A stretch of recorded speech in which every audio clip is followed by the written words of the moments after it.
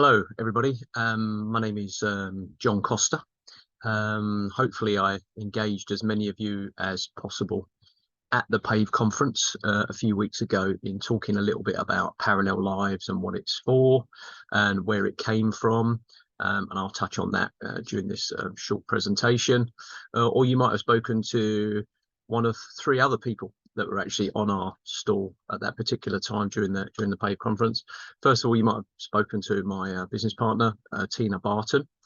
Tina was there for a little bit, talking a little bit about where the period poverty training came from that we do with Bare Earth, one of our partner members of the Parallel Lives Network. Again, I'll touch on that in a moment. Some of you might have spoken to Nkoyu. Nkoyu was a graduate last year of the De Montfort University Global Health Masters program that we actually do some live briefs on. One module in particular around communications, comms, for people that are working in the global health sector, global health professionals. And that was an interesting opportunity to try out some of our live briefs from members of the Parallel Lives Network. And again, Nkoyu was from the second cohort. Some of you may have come across Philomena as well, was from the first cohort. And it was good to meet some of the people from the new cohort, the third cohort, for the master's course at the PAVE conference. And I look forward to speaking to you more in February next year, in a couple of months' time, when we come in and introduce the project that you're going to be doing for that particular module. And the other person you may have met is Charlotte. Charlotte's from an organisation that works around being period positive.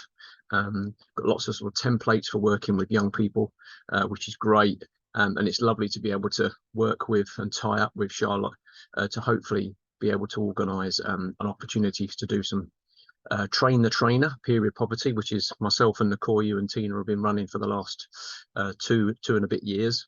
And hopefully we're going to get Charlotte on board as well with some of the volunteers that she has for her organisation and share that training with you and invite you to come to that training, which we're still working our way through how that's going to be in the next couple of weeks in the 16 Days of Activism programme. So again, I'll share a little bit more about that with you. So where do we come from? What do we do? So like I said, myself and Tina, we run the Documentary Media Centre. It does what we call community communications, community comms. So you have corporate comms at the top. They tell people about events and they do or they don't come. What we do is we try and drop it down and do more sort of community engagement opportunities for people to be able to talk about what it is they're doing, why the events are on, what they'd like to be able to engage with. And so for me, I think that's the thing that's really important, that we're able to talk to people about how we go about communicating opportunities for people to get involved in events. And we also make things like newspapers. So we write newspapers as journalists to be able to share with people information about what they do. And then we also do things like online engagement through things like Facebook Live and Facebook Live streaming for newsrooms. So we go out and we capture content and we bring that back as a way of people being able to engage in and get involved in courses and training and community opportunities. One of the other things that we're particularly interested in as well is to be able to work with young people. So we do a lot of mental health related stuff, particularly pop-up shops at places like the High Cross shopping centre and the Haymarket shopping centre in the new year. So again, there'll be opportunities for you to find out if mental health is your area of interest, how you can engage with the programme. And the Documentary Media Centre is also a registered independent museum, and it's a really good way for us to be able to engage in and support grassroots, community validated heritage projects that bring people together, particularly across all of the various communities that we have represented here in Leicester. So we have two specific networks. One's called the Independent Heritage Network, which I kind of take a lead on as a journalist, if you like. And that involves bringing people together to be able to share where they are at with their journey around their heritage project, whether that's a new collection, whether that's an exhibition they're trying to put together. And also we help other people set up independent museums. So we've done 7 small independent museums in Leicester in the last 12 months. 4 of those are virtually, and 3 of those have physical locations. And then we have an events program called Saturday Heritage Fairs. And in a couple of weeks' time, you are warmly invited to visit that in the city centre at the Adult Education Centre. The second Saturday Heritage Fair will be the first major event for the 16 Days of Activism programme. And again, I'll touch on that in a moment. This presentation is being recorded, and I'll embed this in a blog post about the 16 Days of Activism, which I'll put on the website and I'll be sharing with the WhatsApp group. So this is probably where the vast majority of you will see this. And the second network is the Parallel Lives Network, which you saw promoted at the PAVE conference. That's the second time that we've attended the PAVE conference and spoke to people about volunteering opportunities, both virtually and physically, to be able to come and get involved in the Parallel Lives Network. Now, that might be involving volunteering here in Leicester with some of the Leicester-based members of the network, or doing something that's virtual and online throughout the 16 Days of Activism. And if that's something that you then wish to continue directly with that organisation, then you can. Also this year, for the first time, we're offering the opportunity that if you are involved in a NGO or a CBO back where you're from, anywhere internationally, across the developing world, the majority world, the global south, whichever way you want to describe that, then feel free to talk to me, send me a message and have a conversation about how to maybe register your community group, your NGO or your CBO back home as a way of being able to engage with the Parallel Lives Network, but also how can we support you maybe with some online training or supporting an event, sharing some knowledge, bit of a knowledge transfer, so that the network benefits from speaking to people from different continents, from different countries, from different community groups representing different themes that are able to engage with the kind of the major strands of and themes of things that are going on in the world at the moment. Okay, so two specific networks, the Independent Heritage Network and the Parallel Lives Network, which is how we found you at the PAVE conference. Now, the 16 Days of Activism programme that starts Saturday week, so it starts on Saturday, the 25th of November. This is a global campaign that goes on. It's a hashtag, 16 Days of Activism, and this will be the second year that we've participated in that. So we write a blog post every day. It has some suggestions of organisations and individuals on various social media platforms that you can support and follow and engage with. We'll also be doing what we do here at the Documentary Media Centre, which is looking at things like documentary film and looking at what films are really good to be able to watch and educate yourself, but maybe show to other people as a way of spreading awareness of that subject. Documentary photography specifically, you know, Instagram's a great way for dropping down to some of those, again, community validated, grassroots, frontline photographers that are capturing the actual situation with the lived experience in various locations around the world. Many of them linked to Sustainable Development Goals, obviously. Then also documentary audio. So it's how do we use things like podcasts, audio recordings that people are making and putting onto SoundCloud, for example. And then obviously new media is not only just websites and social media channels to follow and engage with. That you know, the biggest challenge you're going to have is who do you trust to tell you the truth? Everybody's telling their own truth, but how do you get to the facts maybe of some of these issues?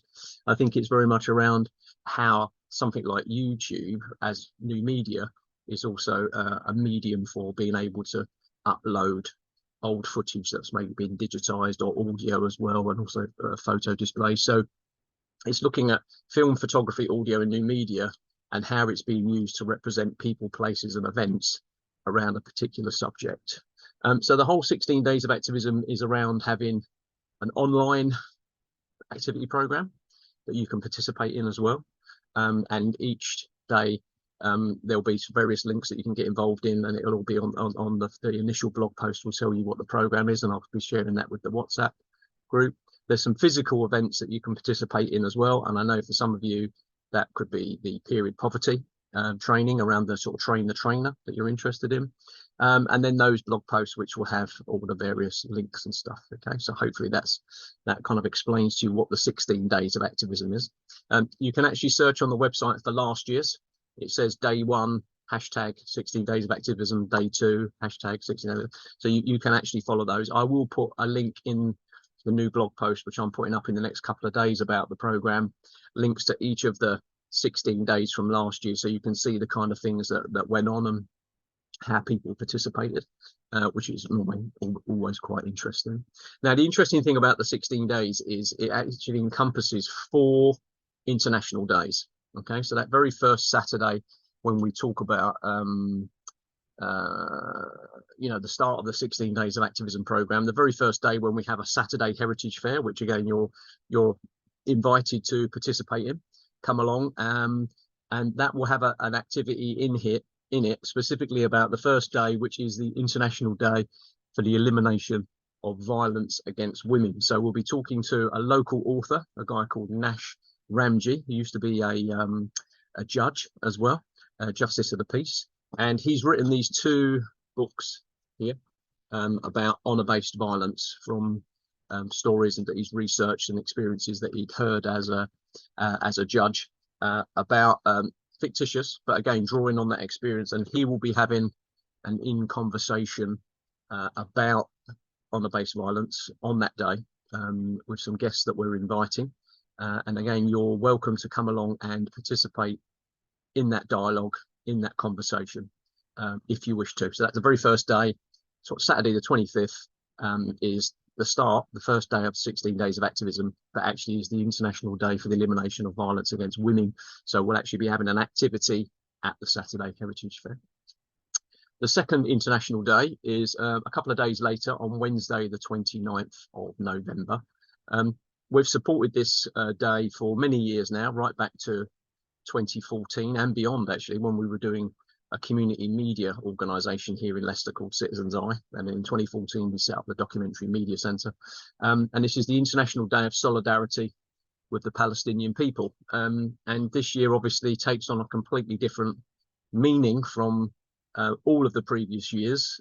We've hosted One Voice, which is an organisation where an Israeli and a Palestinian came and spoke to about 20 of us in a circle about the situation and the people on both sides that, you know, are looking for solutions to be found and, you know, don't want conflict and don't want tension. Well, of course, this year that's been thrown completely up in the air with the ongoing war that's taking place in the Middle East there, and the implications it has for a wider conflagration. So what we'll be doing this year is reaching out to various individuals, documentary filmmakers, particularly someone called Ira Lee, showcasing films that she's made, looking at podcasts and also looking at Instagram accounts that we can follow and suggest for you to follow, that you can engage in the conversation and maybe inform yourself a bit more, educate yourself a little bit more, and I guess also be informed when you're having conversations with other people about, you know, maybe is that accurate, you know, who should be following? Because again, I think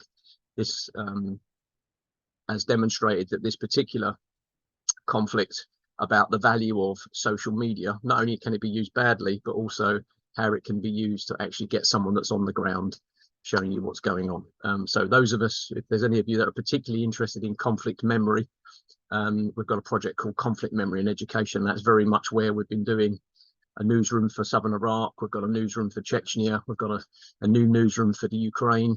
We're always constantly looking at how we can use conflict memory, so film, photography, audio and new media and social media channels, to be able to look at capturing what's going on, but also not just the combatants, but the impact invariably on women and children and people that are non-combatants as well. So that's an ongoing project that we've got. And again, we'll be doing a specific conflict memory event during the 16 days of activism. The third International Day is one that you may have heard of.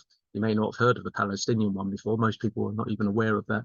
The third one is Sunday, the 3rd of December. And this is the International Day of People with Disabilities. Again, these are all kind of UN days, United Nations endorsed days. And on that day, it'll probably be a virtual event because it's a Sunday about disability in its broadest terms, particularly hidden disabilities and the impact of things like, you know, mental illnesses and well-being strategies now that have been particularly here in places like the UK and the United States and in Europe around mental health and wellness. And and the impact of things like COVID as well. You know, the COVID pandemic, and how that has impacted on stuff in that, particularly as well with long COVID, people that are experiencing these issues and conditions following vaccination, of which there's no real explanation at the moment beyond conspiracy theory, but it's definitely impacting a lot of people when it comes to their cognitive ability and brain fog and stuff like that. So again, an interesting debate to be had there, which I'll be hosting online with some invited guests around the subject of disability, and also things like, you know, disability now of people that are injured in conflict, particularly around sort of Ukraine and Gaza, but also in that broadest sense as well, with Leicester as a place for new arrivals from Yemen or Syria or Afghanistan and Iraq, for those that come with conflict-related injuries. And the final day is on the final day of the 16 days of activism. It actually ends on this day, is Sunday the 10th of December, which is Human Rights Day.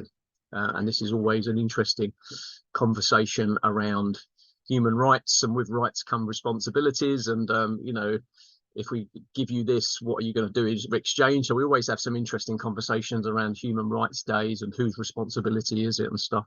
So I'd like to think that across those 4 international days, there'll be something for you to be interested in, to participate in, either physically with an event or something that you can engage with virtually. And then each day, as I said before, there'll be a blog post, and this will be detailed in the next couple of days, the full program of conversations that are happening, documentaries that you can watch, podcasts to listen to. Interestingly, on the 29th of November, the Palestinian People Day as well, I'll be joined by an academic colleague of mine, Kim Sadek, from the criminology part of DMU, and she's launching a new genocide education network on that day. So we're going to be talking about this network that she's got. She's just been approved for museum status as well, the Association of Independent Museums. So I'm very proud that we've been able to help her and encourage her and facilitate that as well.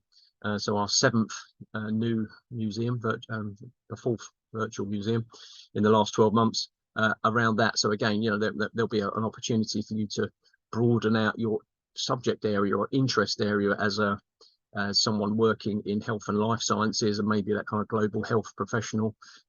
If you're on Kathleen's course, Marie's course, then that's something that you can get involved in as well.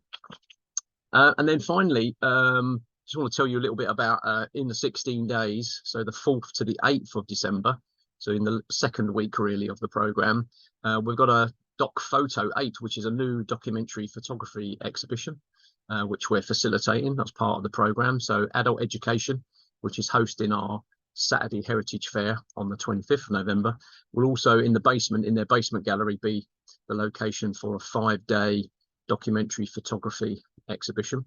Again, relating to a broad range of subjects, particularly activism as well, some street photography, little bit heritage related stuff. And on the Tuesday the 5th of December in the evening, there's an open viewing session as well. So feel free to come down. There'll be some refreshments.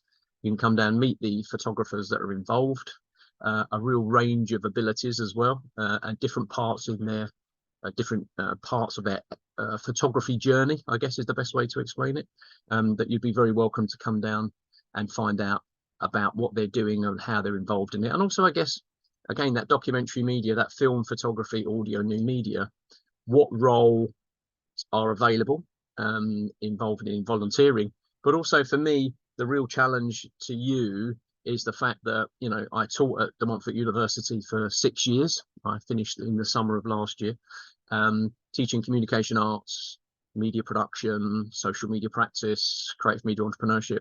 And it always surprises me that some of the most creative and users of media in order to make media for sharing real stories about real people, real places and events have always been anyone that I've come across from health and life sciences, someone doing a youth and community degree, for example, because it's not about learning how to use those particular pieces of equipment for working for the BBC or being involved in news. It's more about, you know, you're already aware of the role of being able to share a story. you're also aware of how to use your smartphone, because you don't have access to cameras and all these things through AV loans maybe at university. You know, you get used to what apps work and stuff on your smartphone for making film, making photographs, creating voice messages and audio, capturing stuff. So it's always interesting to work with students from health and life sciences from a whole range of projects, particularly the Global Health Masters, as I said, working with those guys for the 3rd year. But things like, you know, youth and community as well. So I'm really looking forward to hopefully meeting some of you over the coming weeks when the 16 Days of Activism program starts on the 25th of November through to the 10th of December. Some of you I'll also meet again when we talk to you in February for the module you're making around communications with the Global Health Masters. And feel free just to, you know, engage in any of the projects that you see virtually or physically. You'd be very welcome to get involved. You'll only get out of it what you put in. Like I said, you know, for me, it's you came to the stall, you were interested. I've created the WhatsApp group. I'm doing this talk now. If any of you want to reach out and get in touch, then you're very welcome, and I'll answer as many questions as I possibly can for you as we move forward. And beyond that, thank you very much for your time, and please keep an eye out for the blog post, which again I'll put onto the WhatsApp just to give you some more information. Great, thanks very much.